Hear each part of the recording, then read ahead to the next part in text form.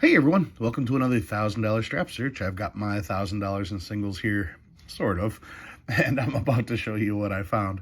But before I do, let's talk about this week's tip. Now, when it comes to printing notes, it is a very sloppy, messy process. It just is. You've got hundreds of thousands of pages going off all at once, high-speed printing, wet ink everywhere. People expect perfection, and that's just not going to happen. Sorry. But what does that mean for collecting? Well, that means that you're going to find notes that have a little drop of this or a smudge of that or a smear of this. And that doesn't mean that those notes are worth more money.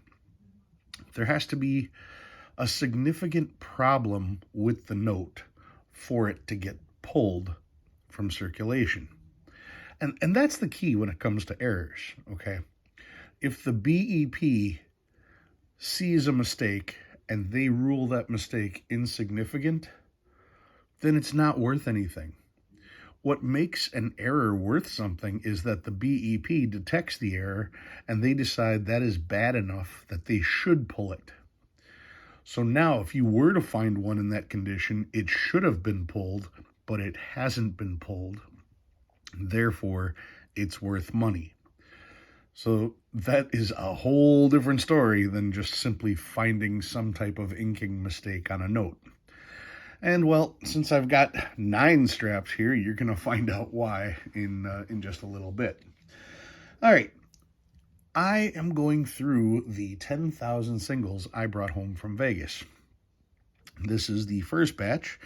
And these, I'm starting off with stuff that I didn't expect to really find anything with. 5 of these straps came from the U.S. Bank on Sahara. There were 2 straps from the U.S. Bank on Tropicana. What else do we got here? I've got 2 that were just blank. I didn't write down where they came from. And then, for some reason, 1 random strap from Boulder Station. Those are the straps that are in this first one. And, well, let's take a look at what I found. I'm going to start with the missing strap. This is almost a full strap of crisp, uncirculated notes, and this came from the U.S. Bank on Sahara.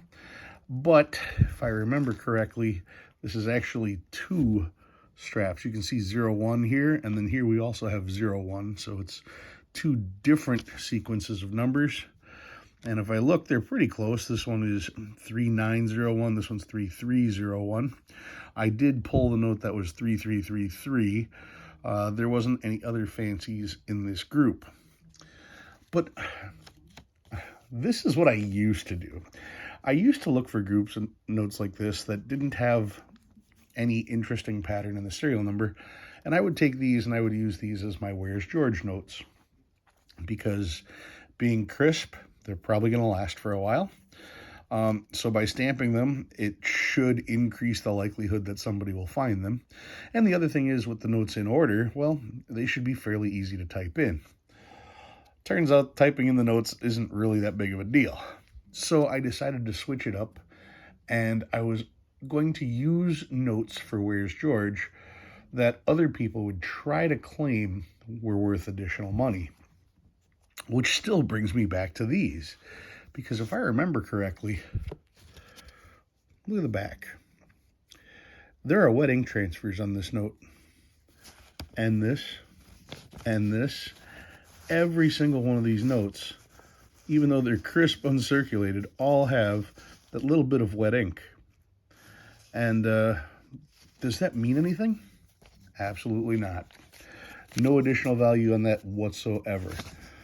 The thing is that some people are probably going to try to tell you that there's additional value there, which is exactly why I am going to make sure to stamp all of these Where's George, because that way I can kind of take these out of circulation from people who are going to try to falsely convince you that those wet ink transfers are worth extra. What about these here? Yep, same thing on the other batch. Once again, slight wet ink transfer on every single one of these. And like I said, that does not add any additional value. So I am going to stamp every single one of these, "Where's George?" And I'm going to put one in every single strap that I brought home when I return these to the banks. And I'm going to note all that on the "Where's George" note, so if anybody gets one, they know exactly where these particular notes came from, and they know the story behind it. So that is the missing strap. It wasn't a full strap, it was virtually a full strap, but that's what I've got there. All right, what about the other stuff? From Boulder Station, I did find a "Where's George," so I will be logging that right after this video is over. And then what do I got? I found a birthday note, 2009, June 16th, and some trinaries, 0s, 2s, and 7s, 0s, 8s, and 9s, 0s, 7s, and 9s, 1s, 6s, and 7s. And this is quads, quad 3s. Now, I know trinaries and quads don't have any additional value, but I save them because I'm trying to match serial numbers, because I think two notes that have the same serial number is a pretty cool thing, and you know, that might be worth something. Anyway, quad 3s on this one, quad 9s here. Some stars, 2017 A star, always checking to see if they're filled. 2017 star. 2013 B, and it's in the range. So I found a duplicate 2013 B star note. You're looking for the stars that are 25,000 or 250,000 and lower, and then 032 all the way up to 096. So yeah, this one is in the range. 2013 H, and some older notes, 2003A, 2003A, kind of rough. 2003A, also rough. That one's bright and crisp, so that might be an upgrader. That's another good one, 2003A. Another 2003A. I pull all notes that are 20 years or older because the average lifespan is only about 7 years. 2003, another 2003, another 2003, 2001. These are actually fairly tough to find. There's another 2001 and another, that one's bright. 1999, just damage. It's not an error. What else do we got? Another 1999, pretty crisp. 1995, too bad about the writing. Checking to see, is it a web note? It is not. 1988A, also not a web note. 88A, not a web note. And the oldest note I found from 1985. So those were the finds from the first batch. What did I pull this week? Well, I should have scooted these out of the way earlier. I pulled a 1923 $1 note from Canada. You can see here, Ottawa, July 2nd, 1923, $1 Dominion of Canada. And that is King George V, pictured front and center. And these are pretty cool. Now, they did switch over to small size notes like we have, but from 1923, our notes were big, their notes were big, virtually the same size. Not exactly, theirs were a little taller and just a little bit narrower, but roughly the same size as our large size notes. 1923 Canadian note. This particular series was interesting because as they did additional print runs, each print run they changed the seal. There's actually 6 different color seals that you can find. In fact, here's the book on those showing them. You can find the black seal, the red seal, a blue seal, green, bronze, and purple. So yeah, if you're looking to collect the Canadian notes, you can get one of each different seal. So that's pretty interesting. According to my Canada book, let me see if I can find the page here. This one is one of the middle prints, I guess you could call it. Let's see, it was G. There it is.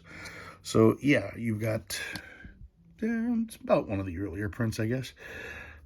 There's the signature combination, and it's from the series W, is what I was able to figure out. They printed 16 million notes. Even in VG8, it's $55. So in good, we're talking 27. VG, you're talking 55. In a 20, you're talking 120. And if you go all the way up to uncirculated, $2,400 on this particular note. So yeah, this can be as cheap or as expensive as you want to make it. The back shows, I forgot the name of the building, but this building survived a fire because of the massive steel doors. Let's see, Canadian Banknote Company is what it says on the back. And yeah, there's just enough familiarity about it, seeing the green back like that, to make this a really cool add to a collection. Anyway, that's what I've got for you guys this week. If you learned anything new, go ahead and hit that like button. If you like what you see and you want to see more, please subscribe. Love reading all your comments. Guys, thanks for watching. I'll see you next time.